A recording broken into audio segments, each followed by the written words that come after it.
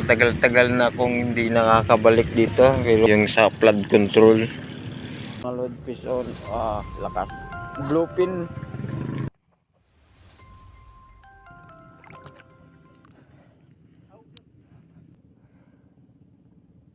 Hindi pa nila napansin. Ito yung lalagyan ko, diretso ka agad.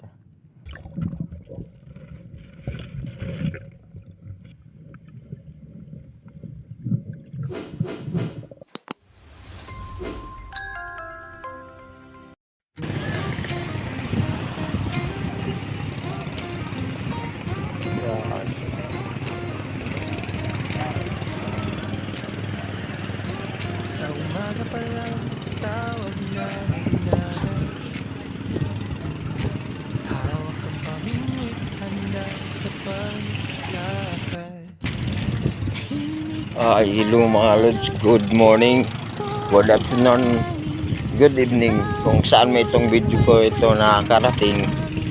So ako na naman ngayon ay andito sa spot na dati kong pinupuntahan kasi matagal-tagal na akong hindi nakakabalik dito, pero pag dating ko, kita ko itong sitwasyon ito na ganito na ginagawa na talaga nila nito tulay. Ayun no, putol na yung yung dati kong spot nandoon no. Putol na, nahati. So dito pala mga lods, ito yung spot ko dati, tapos dito yung fish landing. Ayan,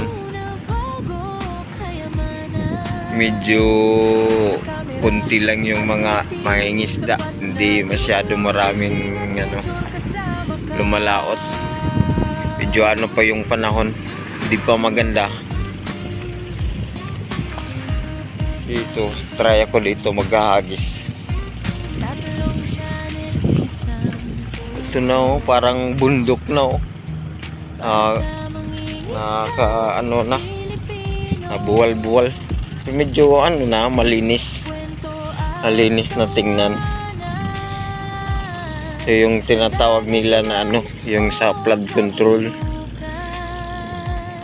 yung yan pala yun. Yun ang layo ng spot ko, nandoon. Kasi ito yung ginagawa. Okay yung lods, tingnan natin kung papaalisin ba ako dito o hindi, kasi sinirado na mga lods, lumabas ako.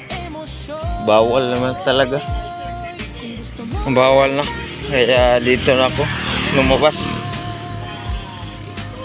Ayan na nilaphagisan, pinagbabawal na. Diyan na lang ako maghahagis-hagis.